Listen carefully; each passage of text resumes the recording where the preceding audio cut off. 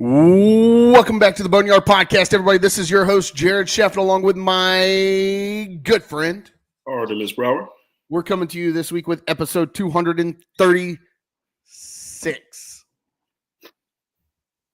Artemis. Yo. How are the sunny hills of San Diego? It's beautiful. It's beautiful. I cannot lie. It's gorgeous out here. Just went for a nature walk. It was nice. The mountains are gorgeous. It's been pretty as advertised, like they mentioned. So it could be a little warmer. I'm not gonna lie. It's like 63, 64. We're approaching spring, getting closer to summer. Like it could be a little warmer. That's okay. We're not gonna complain. Already, if it makes you, I don't know if this will help or not.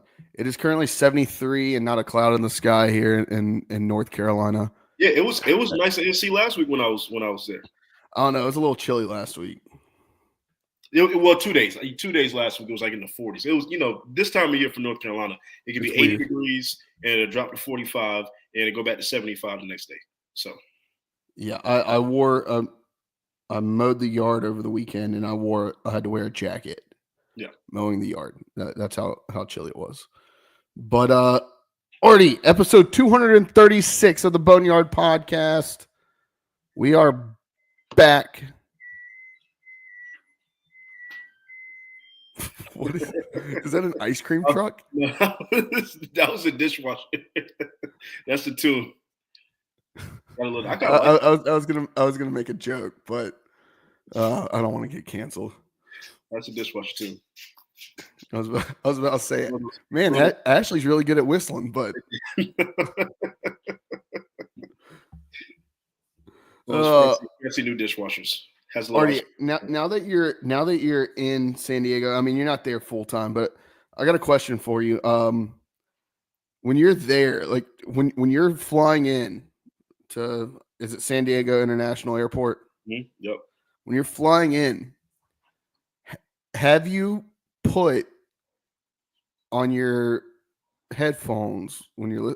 I take it you listen to music, unless you're listening to the Boneyard Podcast. I don't judge. No, I'm not listening to us. I can't do it. Do you listen? Have you ever thought of putting on the Booyaka Booyaka 619?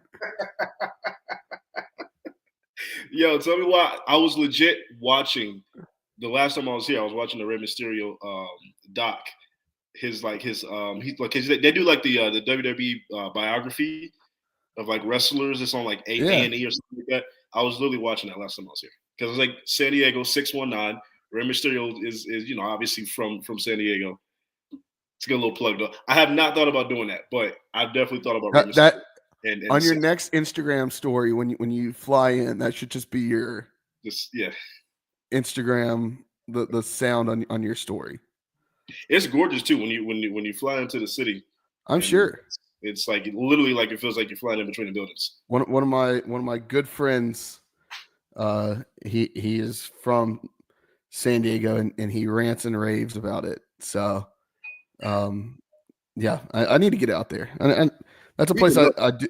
That's the one place in California that I haven't been, and honestly, it's the only place in California that I really want to go. It's gorgeous out here, brother.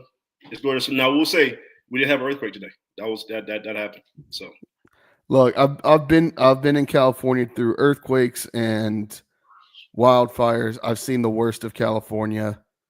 I won't say I've seen the best of California. I don't know. It's not my type of place.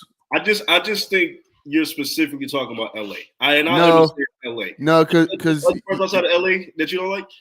Well, I mean, I didn't really care for any part of my time in Silicon Valley, and I lived there for almost a year.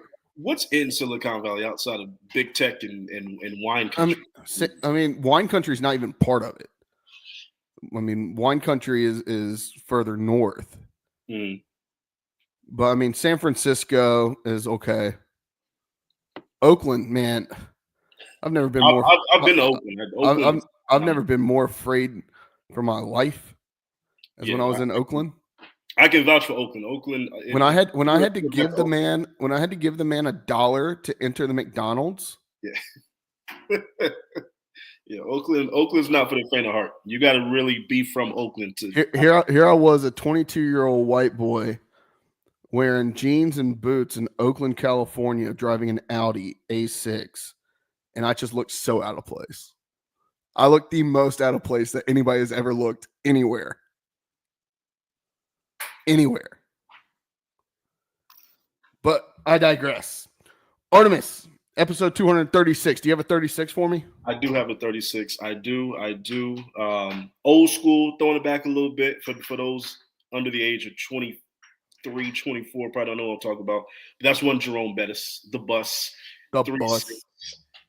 Pittsburgh Steelers legend, obviously, Super Bowl champion, AP Offensive Rookie of the Year in 93, 6-time Pro Bowler, obviously one of the greatest running backs / fullbacks in the history of the NFL. Does not get enough love and credit I think he deserves on a lot of those all-time running back lists. Like Jerome Bettis, definitely. He's a Hall of Famer, obviously. But I feel like his name isn't mentioned as much as it should be. So that would be my 36, the bus. That's a good one. All right, Artie, I feel like I did this guy last year or last time we were at the number 36. Honestly, one of my favorite Carolina Hurricanes of all time. And as soon as I saw that we were doing 36, I was like, okay, it's got to be the juice. UC Jokinen, war number 36. I mean, last year, yeah. But look, guy played with the Hurricanes for 5, 6 years, 7 years, something like that. Played 5 seasons, spent most of his time in Carolina.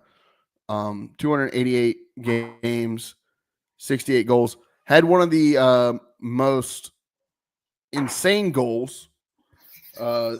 The shock, what do they call it? The shock at the Rock, scoring with like 0.2 seconds left in regulation, and I believe game 7 against the New Jersey Devils to beat them and send the Hurricanes on to the next round of the playoffs. Mm-hmm. That, I mean, something like that is just insane. The fact that, like, I mean, whenever you're tied to that kind of moment for a franchise, you're always going to be one of the legends. Still a big part of the Hurricanes organization. So yeah, UC Jokinen, that's my 36. Josh, what you got for me? Quick number 36. Honorable mention, O.J. Simpson. Little known fact, he wore the number 36 his rookie year with the Bills before switching to the number 32. Has anybody ever said as 36, 32, and I believe 34 were the 3 numbers he wore? So RIP, the best number 36. Hey, look, however you feel about OJ, that man is legit one of the greatest NFL running backs of all time. Has anybody ever said the words honorable mention and O.J. Simpson in the same sentence other than Josh? Hey, maybe we should do it more often.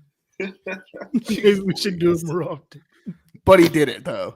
But he did it. He definitely did it. I mean, look, it is rare. Think about OJ. It's rare to have a Hall of Fame career in the NFL, and you're more famous for something else outside of your Hall of Fame career. So that's.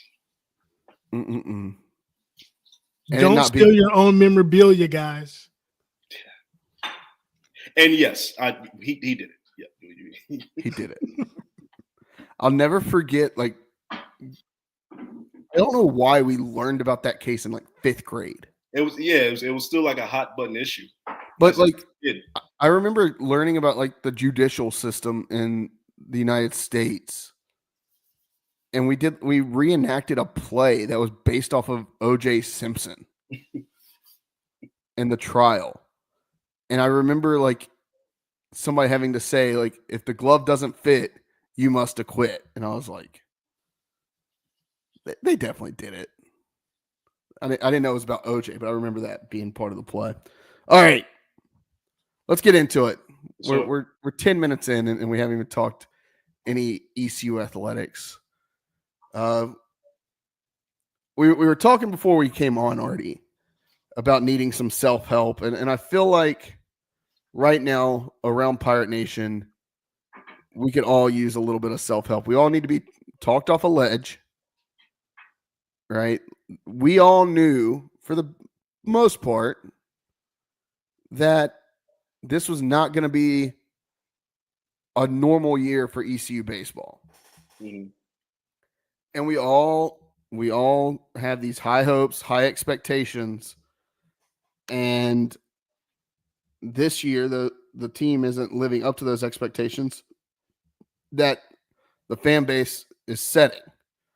Now, part of that is because we've honestly been spoiled for the last decade, right? We expect to be a top 25 team in the country. We expect to host a regional. We expect to host super regionals. Yeah. And we expect to be a contender for Omaha. This year, that just isn't the case. It's just not the case. Look, we may not make the tournament. We're gonna probably have to win, unless we go on some insane run over the next month. We're gonna have to win the conference tournament to get in, and I don't know right now that we can do that. Right.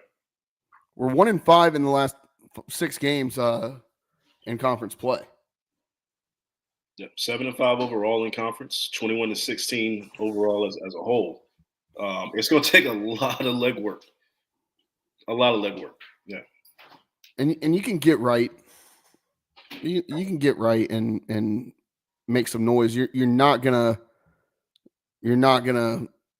put yourself in a position to host at this point, but you're gonna at least give yourself a reason to. You can at least give yourself a reason to be considered as an at-large. But I still don't see it happening. I don't see ECU being able to really go on a streak and put together 4 weeks of just stellar baseball, dropping 1 or 2 here, but like I don't see it. And it's not the coaching staff. I don't think it's that. I don't think it's even like we talked about maturity, and when I say maturity, I don't mean like these athletes are immature. I think that there's a learning curve and a growth curve that needs to be hit in college baseball. And when you're fielding a team of freshmen and first year starters for the most part, you got to hit that learning curve at some point. Now, it's probably not going to be this year. If it is, it's going to have to be soon, right? If we want anything to happen. But yeah, look, this is the first time, like, and I hate to say this,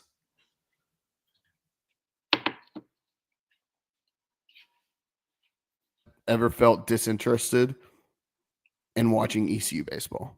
Mm. I had the opportunity to go Saturday. Right. Lined up to go, drive down to Charlotte and spend a couple hours in the ballpark watching my Pirates play. And I just chose not to. And some people may say, oh, well, that's not an ECU fan. No, I chose to not spend my day driving and then watching my team lose, right? And side note on that, because you and I have gone to plenty ECU football games and made plenty of drive and been sorely disappointed at the end of these football games. Nothing. I don't want to hear nobody tell us that we're not actual super fans, because we have spent a lot of money just to see ECU lose. So nothing beats the driving down and game kicks off at 4:00 in the afternoon, ends at 8, and then ECU loses big. We go to the press conference. drive 3.5 hours home and have to like, oh, you drive 3.5 hours home after a win? I could drive We're good. 15 hours straight. We're on cloud nine. I'm jacked up. After a loss, that drive sucks. And then you get home and you contemplate, damn, I really wasted an entire Saturday just for an L. Yeah. For an L. So I don't know. What do you think, Artie, needs to happen to change the outlook of the 2025 ECU baseball season? Well, I don't know if it's going to happen because of the inconsistencies, right? When you have a team this young and you have the freshmen that we have, right? A year like this was kind of in the cards. But like you said, we haven't really had a year like this since 2017, where we've kind of finished really just middle of the pack, middle of the road, not a good season. It's been a while since we've had that, and we've been spoiled. This was kind of in the cards. It was going to happen. I don't think it gets turned around this season. Honestly, I don't think we're going to make the tournament at this point. I think we could still make some noise in the tournament, conference tournament. And I do think that's going to be our only chance to actually get in to the big dance. But I don't see a turnaround. I see much of what we've been seeing. I see us finishing 5-6 games over 500. I see much of the same. However, I do think if we can keep this catalyst of players, keep the guys that are here right now with this experience, with this kind of pain, with this kind of, okay, this is ECU baseball. This is Cliff Godwin. This is a program. You look at the long list of great history that they have, and then they come back next year with that same kind of juice, that same kind of fire, some more, just kind of a fire under their asses. Like, okay, like we've got to turn things around. I think if this core can stay intact, next year is going to be a complete, I wouldn't say 180, but I think it'll be a lot better. But I don't see a turnaround this season. I don't. Yeah, and I think part of it, Artie, is I think the one thing out of the games that I've watched this year that ECU does lack that we've had in years past is, and I saw Stephen Igo tweet about it. Maybe, I guess it was 2 weeks ago. It hasn't felt like ECU has had that feeling around them where when they're in Clark LeClaire, they're never out of a game. Right. They could be down 10 runs and you still feel like, okay, that we're gonna put together that we're used to. We're gonna put together a 7-run inning and be right back into this ball game. Right. And they don't have that feeling around them really anywhere, whether it's at home or on the road. They don't have that feeling of they're never out of a ball game. And I hate to say that because that's what has made ECU so exciting over the past 8 years, right? But right now we don't feel that way. And then that with not having the rotation that we would hope to have, honestly. I mean, look, Ethan Norby, dude, is nails. Like Sean Jenkins coming out of the pen, dude's nails, and the fact that I believe he's still 17 years old. Like, there's a ton of potential on this team. You've just got to get through this year and okay, what happens next year? And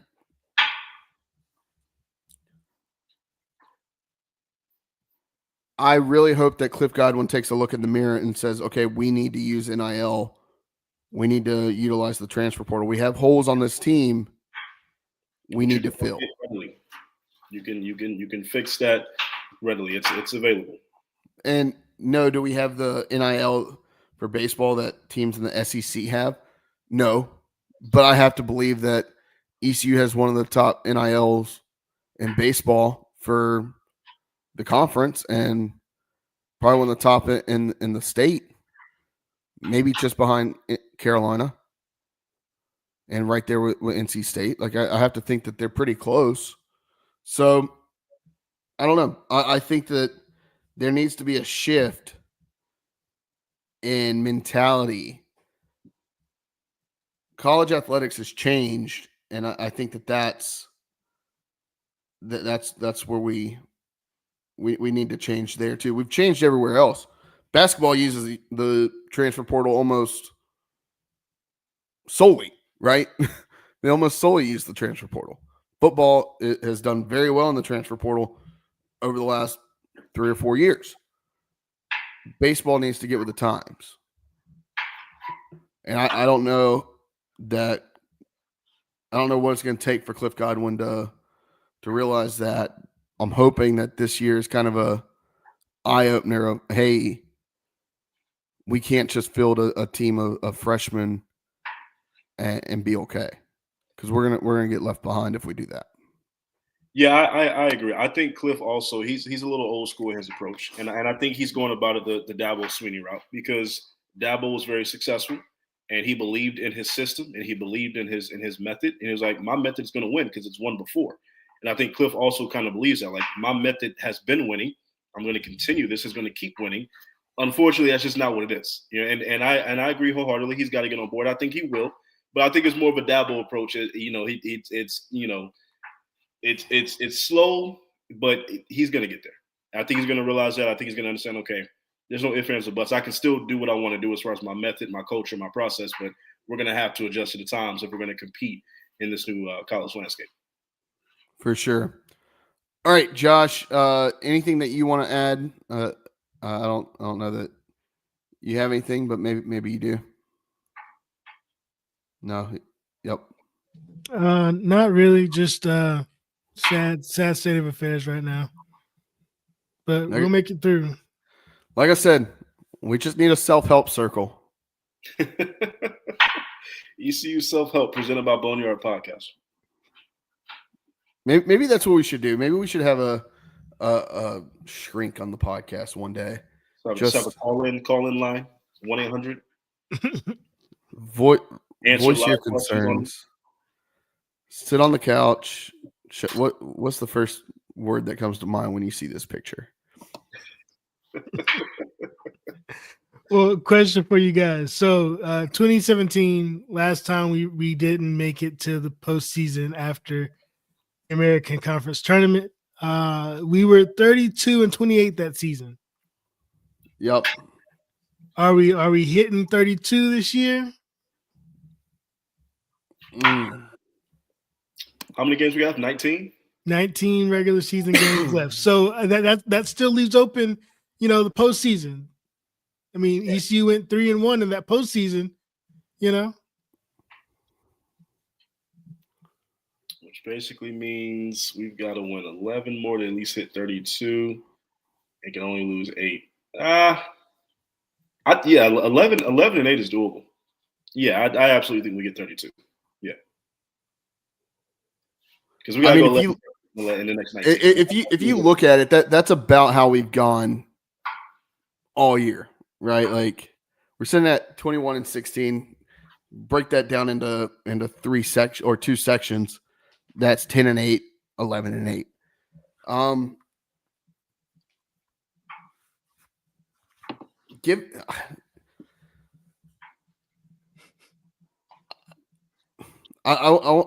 want to say give me like 13 wins. Okay. Like, give me. You said we got 19, 13, and 6. Yeah, we got 19 left. 13 and 6. I don't know if that's doable, but I'm an optimist. I wake up. I get up and I wake up every day like it's my last.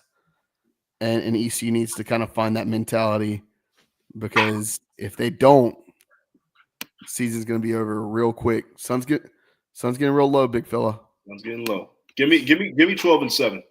I think there we go. 12-7. 12-7. 12-7 the last 19. And Jared, you said 13-6. Yeah, I'm saying that very optimistically. In my heart, I feel that. In my head, I don't feel that, but in my heart, I do. But hey, look, I'm a what was it? Somebody called me that one time. I'm the most like down person or whatever. Yeah. I forget the word they used, but I know what was it they used? something like pessimistic. Yeah. Always But hate on ECU, Jared. I'm always, I Hater. absolutely hate my alma mater. Just a hater. Somebody's gonna clip that, and it's just not gonna look good. You just gave a State fan ammunition. They don't need any ammunition when it comes to me, Artie. You're right. I guarantee it. Like they don't need ammunition when it comes to me. They've all got you blocked anyway. So Yeah, that too. So does Dave Doran. All right, what's next? Football. We got football coming up. I mean, we got spring league going on right now. We got the UFL. Does anybody actually watch the I was UFL? going to say, side note, is that something people watch? Because honestly, as someone who actually used to like work in arena football and watch arena football, like I like the arena football a little bit, but UFL I just can't get into. I watch it. I do watch it. I watch it mainly because I like seeing the guys that like I might have watched in college still play a little bit. It feels like an extension of college a little bit. Except for it's not nearly as passionate. It's not nearly as it is just as creative. I will say the offenses are just as creative. The defenses are just as bad sometimes. How do you fix the UFL? And I've seen this thrown around a couple of times. The problem with the UFL is I don't want to turn on a game on a April. Do they play Saturday or Sunday? It's both. Okay. Either way, I don't want to turn on a game in April and look and see that the Michigan team. Stallions. Is it the Stallions? Warren Saba's gonna hate that. I can't remember that. Pretty sure that's who he played for. You turn it on and the stands are empty. And a lot of times they're playing in these NFL stadiums or whatnot. Here's the problem. I don't want to turn it on and see that. The fan bases, most of them are fans of the actual NFL team that's in that city. Right? Yeah. Give me now I know the St. Louis, what is it? The St. Louis Battlehawks? Yes. Absolutely terrible name. They love their team because they don't have an NFL team anymore. Give me a team in I don't know. Give me a team in I don't like Columbia, South Carolina. Give me a team there. Or even Greenville, South Carolina. Okay. I was like, Greenville what? Greenville what? Yeah, let them play at Dowdy. No. But like give me a play like a fairly decent sized market that doesn't have an NFL team. That's Birmingham though. Right. That's Memphis. I just think you're never gonna see that kind because first off, the quality of product, it is what it is. And I think a lot of people that are in love with the NFL, that are in love with college football the way we are, you're never gonna get that quality of product in the UFL. You're just not going to get it. These are guys that are trying to work their way up to possibly be on the practice squad or get signed by NFL. You're just not gonna get Greensboro that. Grenades. Also, don't put these games in NFL stadiums or even baseball stadiums that can hold 40 to 50 to 60,000. That's the problem. Put them into like a professional soccer stadium that can fit 15 to 20,000. And then, it's going to look more aesthetically pleasing on television. I mean, DC Defenders, they're in a soccer stadium, right? I mean, well, the DC Defenders, they had such a large, and they were actually having this conversation on another podcast I listened to recently, and I was like, you know what, that actually makes a lot of sense. But they were talking about basically having the same conversation of, hey, they need to stop putting teams in in pro stadiums. Well, then somebody was like, "Oh, well, the Washington Defenders, they had a pretty good fan base there for a while, and they've kind of dropped off." Yeah, it was because all the Redskins / Commanders fans, football team fans, were pulling for them rather than the NFL team because they didn't like Dan Snyder. Right. So it's kind of like hey, we can give our money to another football team. Now that Dan Snyder's gone, their fans are pretty much gone. So it's spring ball, so you can still support. You can just support the Commanders and the Defenders. If you really, I mean, it's not like it's going to interfere with what the Commanders got going on. So, and then I'm sure there's people like me that my wife's like, Jared, you don't need another team. I'm like, Savannah, I want to watch pickleball. I need to really get into pickleball. And she's like, no, you don't. Savannah, I want to watch underwater chess. Now that would be a sport I would watch. Underwater chess. Underwater chess. No air tanks. You have to beat them. Hey, before you drown. If it's on the Ocho, I'll watch it. Only on the Ocho. Hey, maybe ECU spring game should be on the Ocho. Only on the Ocho. April's 26th. Spring game coming up. Yeah. Anybody looking forward to that thing? It doesn't have the same excitement as it did last year. When we were like, man, we got these two new weapons at quarterback. We got this new offensive coordinator that is going to be vastly different than our old offensive coordinator. Now we've got a lot of new weapons on offense, right? There's a little bit of turnover there, right? You don't have a lot of the old heads that you've had, at least on the offensive line, and then also like in the running back room, right? You got a lot of new transfers in. It'll still be interesting, just not as interesting as last year. But you also got a lot of turnover on defense, and you got a lot of guys that are supposed to be exciting there too. So I don't know. I'm excited. I'm always excited for the spring game. I love getting out there in Dowdy and watching the spring game every April. Yeah, I'm definitely excited. I'm excited honestly because I know last year was the first year, but now this is year 2, right? So you got Caton Hauser in at year 2. You got JDB in at year 2. I'm expecting more now from this unit, just because everyone's kind of they know this. They're comfortable in the system.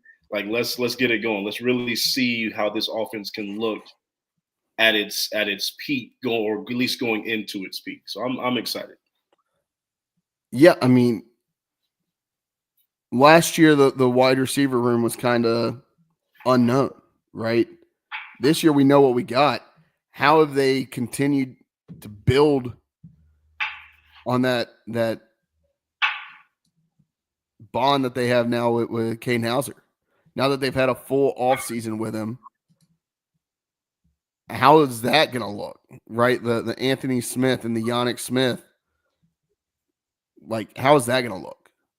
I'm excited to see how that looks. There's expectations and pressure on ECU football again. You coming off 8 wins, you beat NC State in the bowl game, you got NC State week 1 again. There's expectations on this team. It's not 3-4 wins. There's expectations on this team. So yeah, I'm excited to see what they got in spring ball. Yeah. I mean, yeah, I'm excited too. I feel like it's kind of hard to really convey the excitement, I think, right now, just because there's so many. Like, we're excited, but like it's kind of like, is it going to be a rewash of last year? Right. And you've got the new head coach.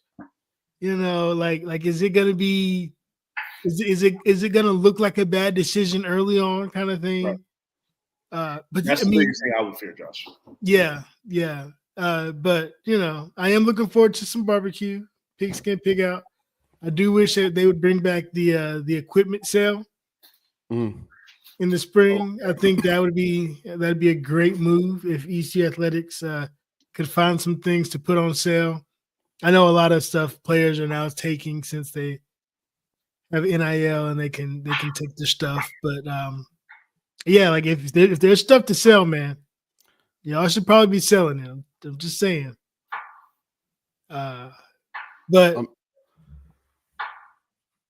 ahead, Jared. I was gonna say I'm pretty sure they still have to buy it. Like that, the athletes still have to buy it themselves. Oh yeah.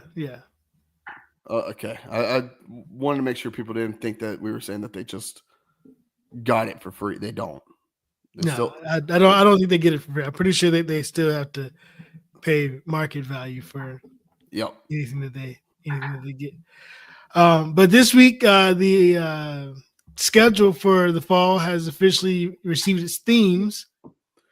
This year, we've got Campbell at home on the 6th of September.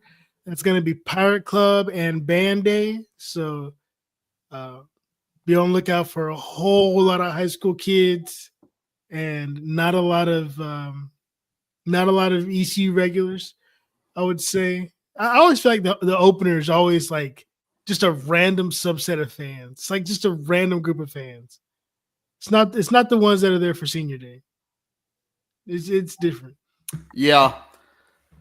Look, I don't know. Nothing has me amped up about that game. I mean, I'm excited to see Dowdy football and Dowdy again. Like coming off of Carroll or NC State week 1, coming off of that high. That'll be nice, but yeah. I don't know. I think I don't want to put our carts before the horse, but that BYU game is going to be an absolute blast. Oh yeah, I am looking forward to the Brigham Young game. Yeah, that is. And what a time to have family weekend then for BYU. BYU, baby. Lots of. I mean, if I were a student organization, I would make lots of posters about this. I would make lots of posters about family weekend against BYU. Paint it gold though. Make sure you wear your gold. Don't let your purple blend in with the blue. Wear your gold, please. Paint it gold for BYU on the 20th. Then on a short week, we have Military Appreciation Day. Just because we're playing Army. This is the worst thing ever. In the past, I hate doing Military Appreciation Day on. Like, I'm not saying don't do a Military Appreciation. I don't like doing it just because we're playing one of the academies. I get why we're doing it. I'm confused. Are we supposed to do it against Tulane? Yeah, I don't. Honestly, next man up. I don't care. I mean, I don't. I wish that we would not treat Army and Navy. You think we're treating them a little too much respect, a little too much? No. Just as if that's the only thing that they should be identified with is military. Like, we get it. Like, military. That's my point. That's military enough for the day. If I see a dog, I'm gonna call the dog. Like, come on now. Military Appreciation Day should be a separate day. I agree. Just military appreciation, not just we've got an academy here. Let's lump it all in. You know, I'm sure they get tired of it. Because everywhere the Army goes, it's military appreciation. Like, we appreciate you. Whoop-de freaking do. I'm not crying them a river. That's what they signed up for. Don't go to Army if you don't want to have a military appreciation day when you go to an opposing school's campus. But it's more of a, like, I don't know. Can they not be football players for a day? You know, that's all I'm saying. Like, I understand that they have a greater purpose in this world, but we can appreciate our own military veterans and things like that on another day. Yeah. Hell, do it against Campbell.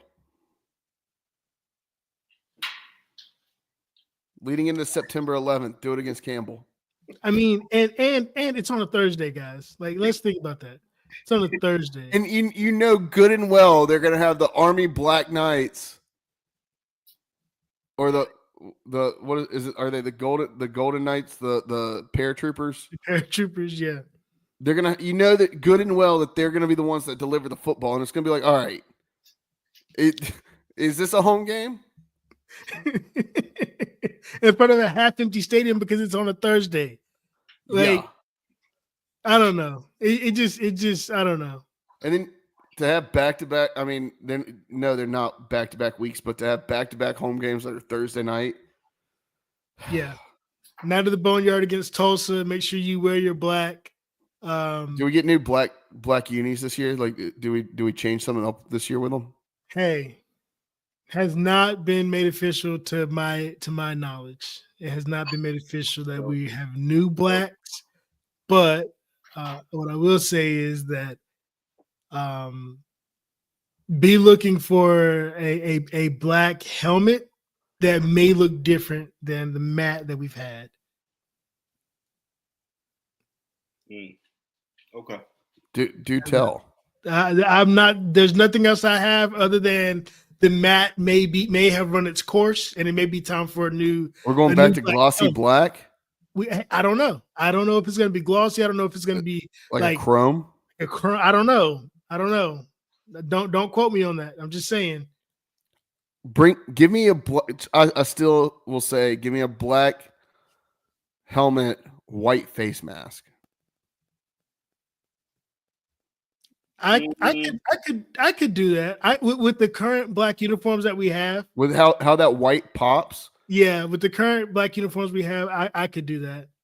Like with that pop of white on the black jersey, and a pop of white on the face mask, and then it looks like kind of like a skull.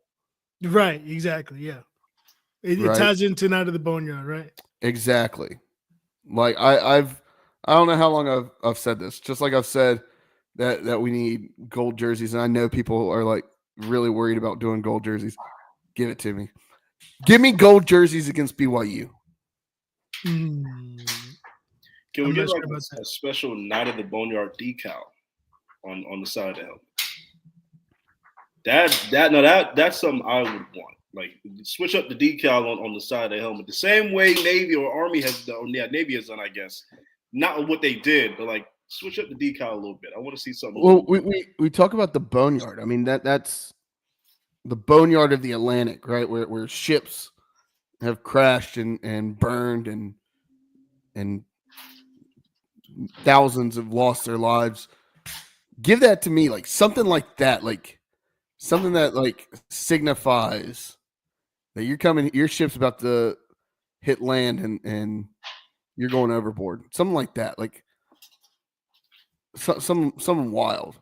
What if we bust out helmet stickers that night? Like as if they've been accumulating them. Right. Like imagine the team accumulates them throughout the season.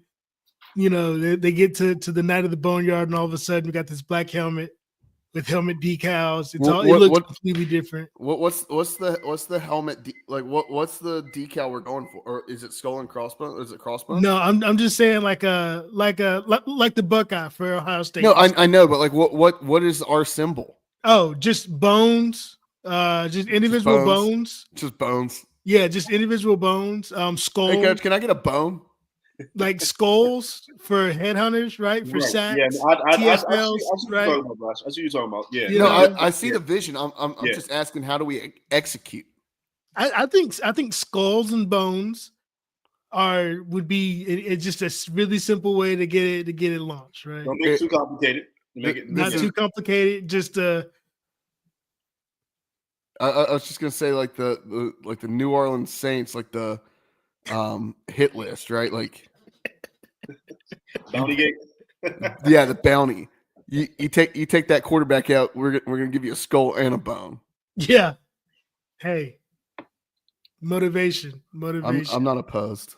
But then who needs to be motivated to play Charlotte on the 8th?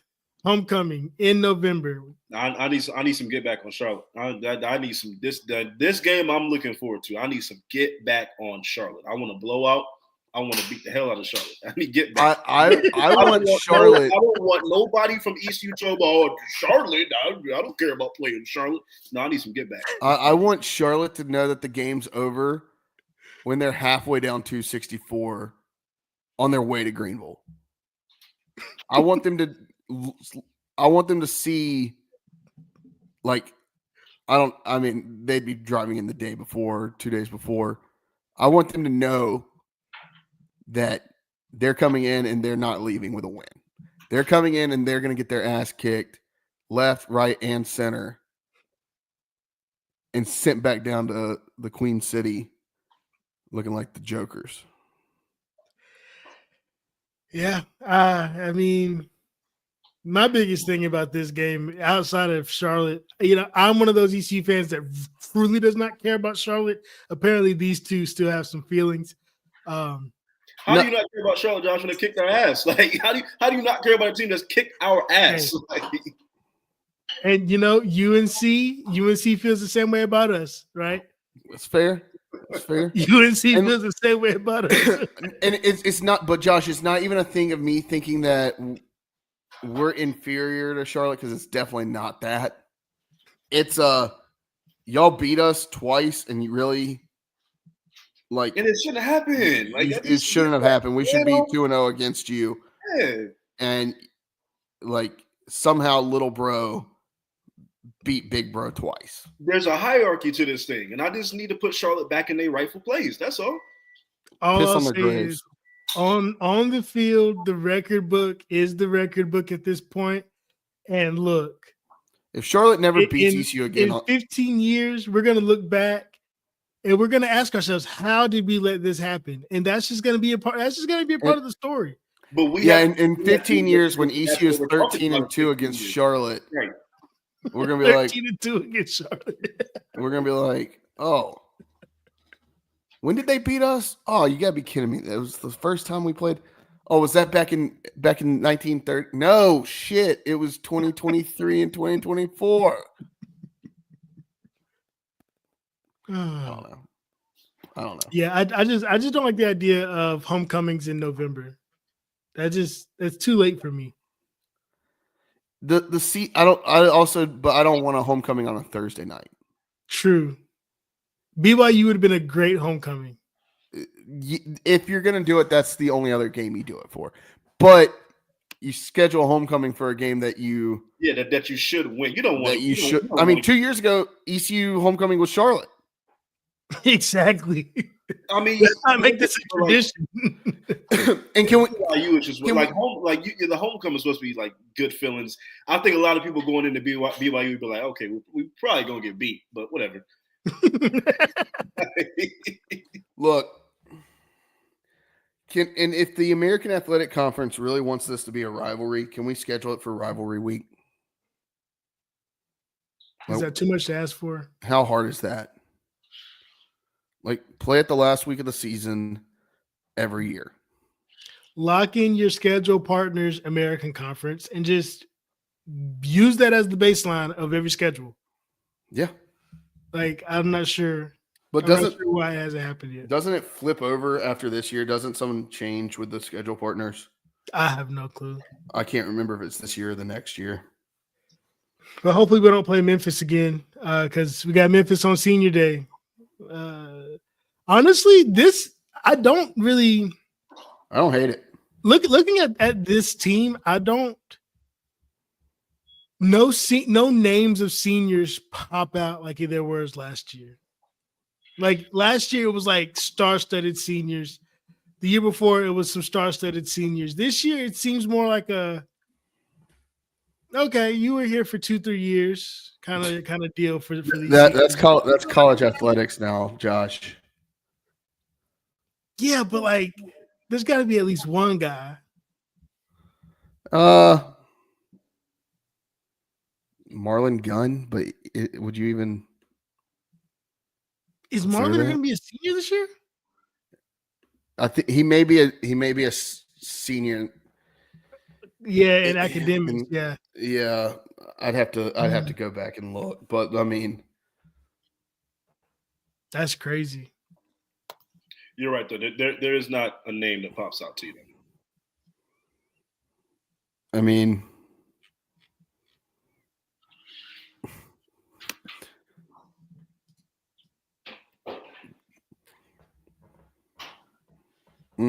yeah, there's not really one that I'm like, oh, that's a.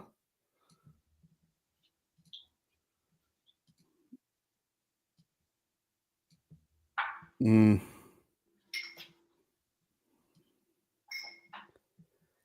Maybe like a Xavier McIver. Okay. Yeah. Yeah.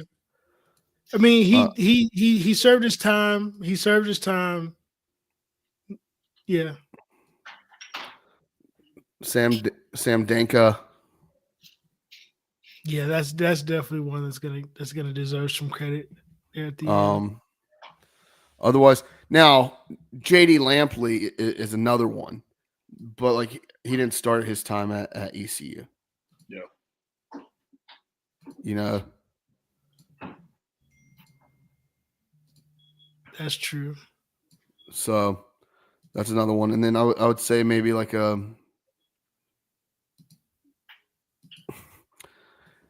how we feel about Tegan Wilk, He came home. friend of the podcast. He came home. Wilk, he's forgiven. Wilk came home. And then lastly, I mean, I was gonna say Panda, but has he really even played? No, but he might get a lot of time this year. Yeah. So I really don't know.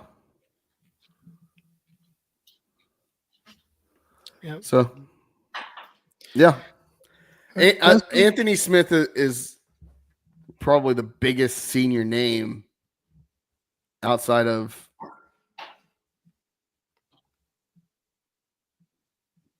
Xavier McIver. And I mean, we know Anthony Smith wasn't here before. So how is Jacob Sacra still a junior? I feel like that guy's been here for 15 years. Hasn't he gotten medicals though? He's gotten medicals, right? I don't know. I feel like that man's been here forever. Nothing against him. Nothing against him. Now, like the next year, like there's some names there, like Emmanuel Poku,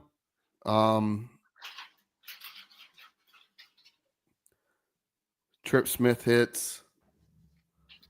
That junior class, I mean, still. Brock Spalding signed in 22. Why does it feel like he signed? If you told me Saker signed in 2018, I would have believed you. Yeah.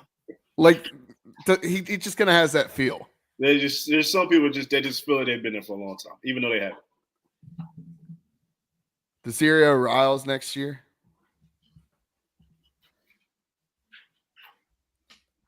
I mean,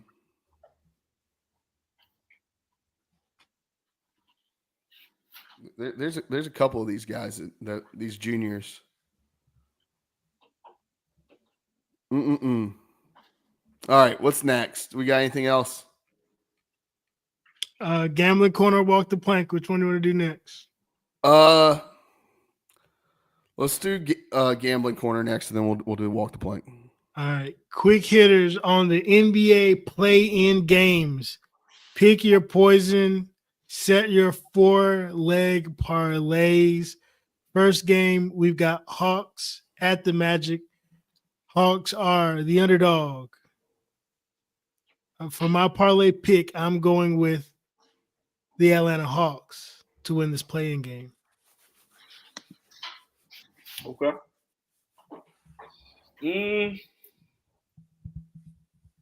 Yeah, they got my boy Ice Tray, but I haven't kept up. With the Hawks like that, to be honest with you. I think Orlando's a better team. At least they should have been a lot better. They shouldn't have been in the play-in spot compared to last year.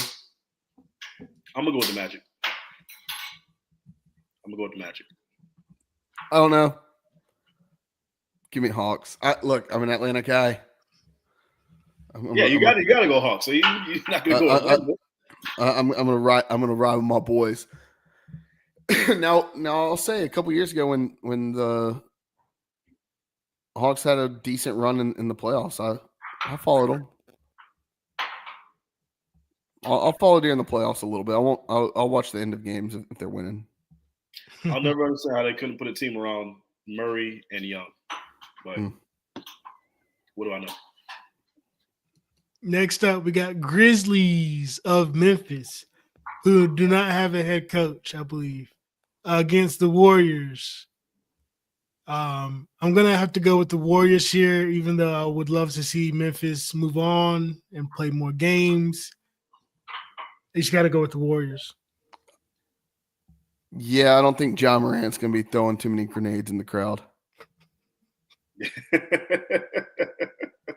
Yeah, honestly, unfortunately, because if he really took his game a little bit more serious, he really could be a top 3 guy because he's that talented. But yeah, I got to go Warriors. They got too much experience. Steph is going to do what he does. Draymond's going to be kicking people in the balls. I got to go. I got to go Warriors. Heat Bulls. This game is in Chicago, and only for that reason, I'm gonna have to go with the Bulls. Otherwise, I mean, the Heat would have this, but it's in Chicago. Both these teams are doo doo. I love my Bulls. They're both doo doo. The Heat without D Wade, doo doo. My Bulls, we got Kobe White and some young guys, but they doo doo. But I'm taking Chicago because it's in Chicago. So. I couldn't give a rat's ass on who wins this game. either one's gonna lose whoever they play next. So yeah. And the final playing game, we've got the Mavericks at the Kings. Are we going to light the beam? I'm gonna go with the Kings. We're like, the hell does that mean, Josh? Jared, just know you got to light the beam. I don't fucking know. First off, fire Nico Harrison. Secondly, give me Kings. Give me Kings. I don't know. Nico Harrison is the GM. I know that. I know he's the GM. Fire Nico. Yeah, I saw that. Don't really care about the rest. I don't know. Give me Kings. All right, just real quick, Jared, just so you are aware of what lighting the beam is. Before you go, we got some business to take care of. You ready for it? They're going to help us out with the count in 5, 4, 3, 2, 1. Light that beam!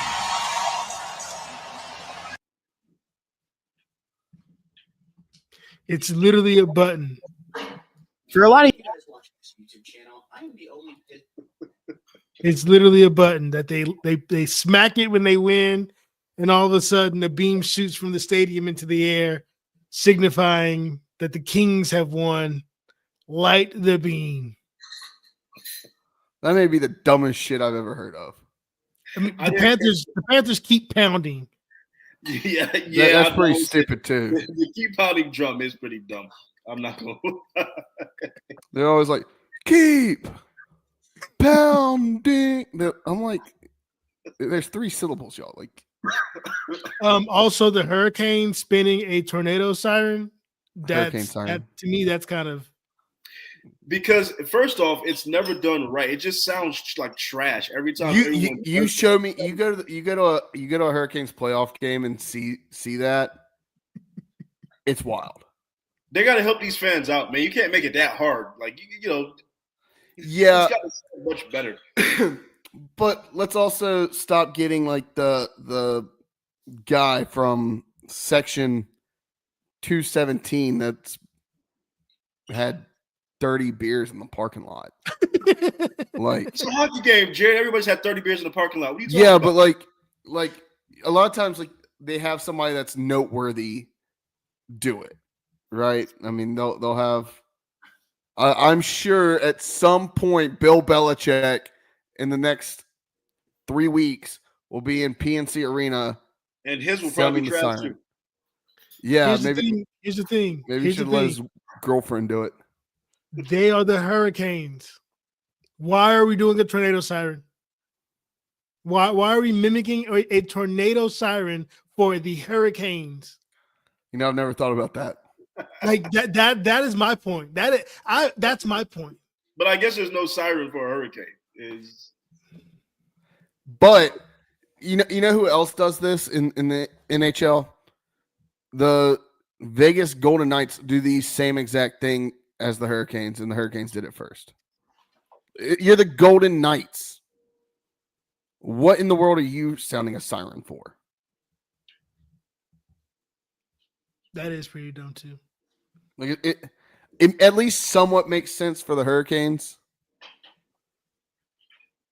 Give me, I need Blake Harrell, friend of the podcast, sounding the siren for an NHL playoff game.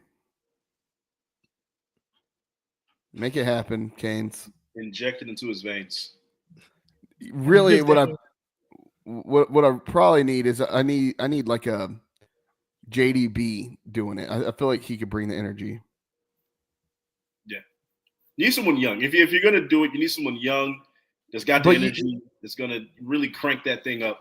What's the former U.S. national team goalkeeper? Is it Dempsey? Soccer? I don't know anything about soccer. Goalkeeper? No, not Dempsey. I'm about to say Dempsey's not a goalkeeper, but he wasn't a goalkeeper. I don't know. I know who you're talking about, but I don't know his name. It was either him. Does Dempsey have something to do with? Well, I don't know. One of the games I went to, it was him that did it. I'm trying to remember some of the other guys I've seen. I saw Torrey Holt do it, and I booed the entire time. You booed Torrey Holt? Yeah, fuck State. It's just unnecessary, man. Fuck State. That's just unnecessary. That's a little unnecessary. Hey, it's just unnecessary. Torrey Holt's a good guy.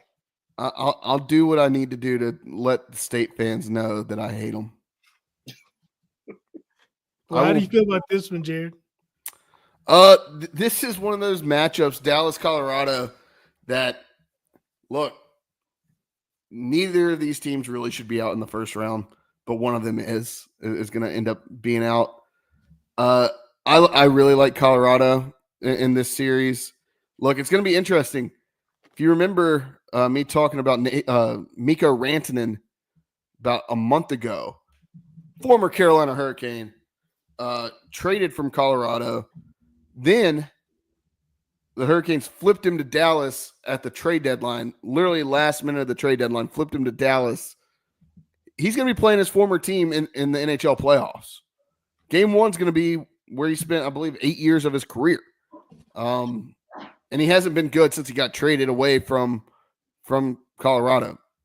Colorado's also going to be getting Gabriel Landeskog back. He's missed over 2 years healing from an injury. Like, dude has missed 2 years. And he's going to play his first NHL game back in the playoffs. He's the captain of the Avalanche. Colorado, I think, wins this, and I think they win it in, I'll say 6, but I really think they could probably get it done in 5. What's next? There you go, Josh. There it is. Avalanche. That's all I got to say. Avalanche. I know nothing about nothing, so I'll ride the wave here. Colorado.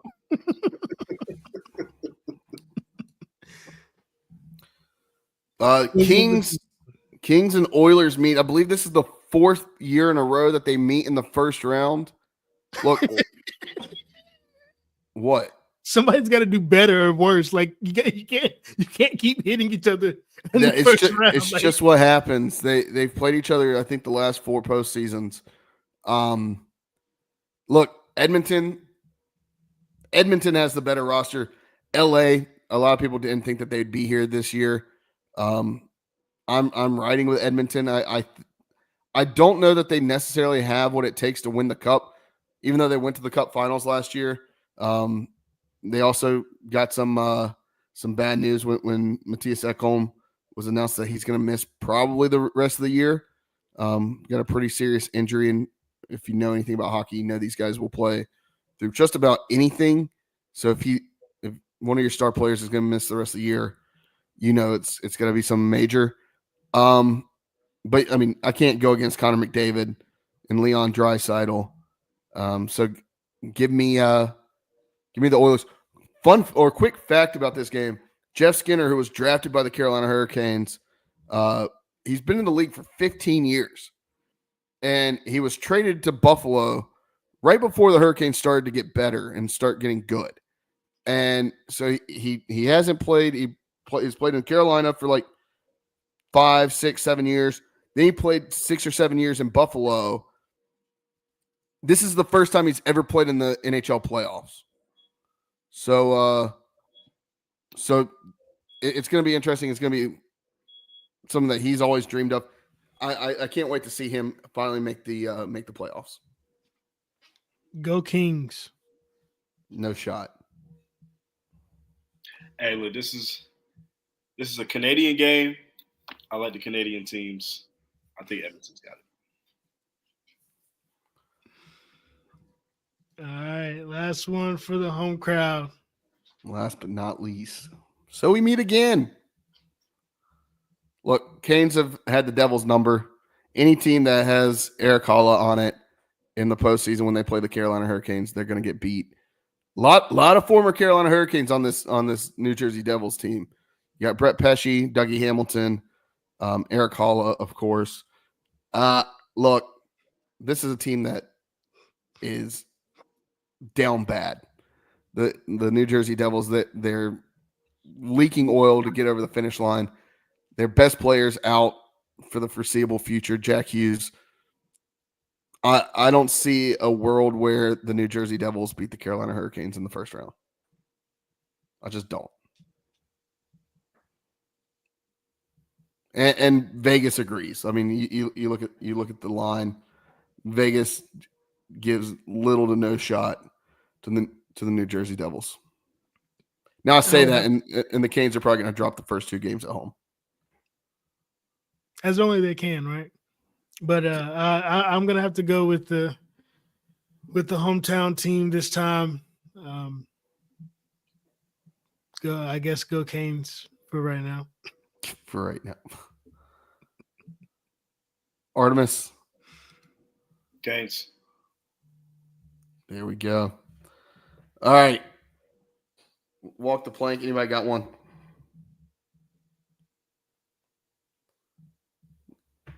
If not, I'm gonna take one. What about this situation in Tennessee over the weekend? Y'all's thoughts on Nico and how it all kind of unfolded?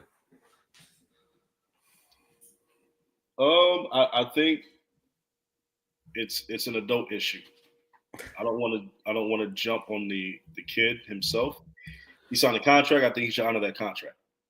That's the blame I'll put on him for that, because I do feel like it's starting to get to a point where how much do you really care about ball, right? What's more important here? Is it the money or is it ball? Outside of that, though, if I can get $4 million somewhere else and I'm only getting 2.5 here, I'm gonna go somewhere else. So this is an NCAA issue. This is the adults in the room that are monitoring Nico, that are advising Nico. You got to blame the NCAA. You got to blame legislation. You got to blame the fact that there's no governing body for this. You got to blame the fact it's just a wild, wild west. Don't look at Nico. Look at the adults in the room. Here's what I'll say about it. Artie, are you up to date on what the full or what the rumored story is about how this came to light at Tennessee? No. So the rumor, and I'm saying this is a rumor. I don't have anything to back it up, but I have seen several people around the socials throw it out there that somebody let Josh Heupel know that Nico was being shopped around by his dad to other elite college football teams. The rumor is that guy that let Josh Heupel know is none other than Oregon head football coach Dan Lanning. That's the rumor out there. And it lines up. Now, Nico's dad, and look, I get you want the best for your kid. We've talked about this in the past with guys at ECU and their dads, and us saying that, hey, like their dads are ruining it for them. Look, he got his youngest son, or Nico's younger brother, to try to transfer schools and sit out of high school football. And then basically they wouldn't give him eligibility to play that year for a new high school after he transferred. And so he lost a year of high school and then lost offers. Somebody's listening to Dad, and Dad, it sounds like Dad's giving bad advice and looking for the bag. Look, I can't blame him for looking for the bag. Get the bag if you can. But like Artie said, you sign a contract, you go through it. And what sucks is he went through all of spring ball just to make it to the spring game, which was last weekend. And the day of the spring game was informed he was no longer needed at Tennessee. So it just sucks. But I'm actually going to side against Nico on this one. Josh, your thoughts? Yeah, I mean, anything that hurts Tennessee chances of beating Florida, I'm all for it. Go Gators. Let's get us another one. Josh is rolling high after his natty.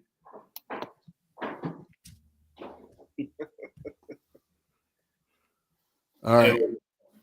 Got to be legislation to it, man. These kids deserve to get paid. We've all vouched for that, but there's got to be legislation to it. Yeah, this is going to keep happening. This is going to keep happening. I saw the 24/7 reporter, one of the 24/7 reporters at Carolina, put a crystal ball in for Nico at Carolina. So I don't see him going there, but who knows? I don't know, man. He's gonna end up somewhere, and he'll probably end up. Watch him end up somewhere like in the group of 5 this year. You think somebody scoops him up? I don't know. All right. Anybody else got anything? No. All right. Let's get out of here. Make sure you subscribe to us on social media or follow us on social media at Boneyard Podcast, at the Boneyard Podcast on TikTok.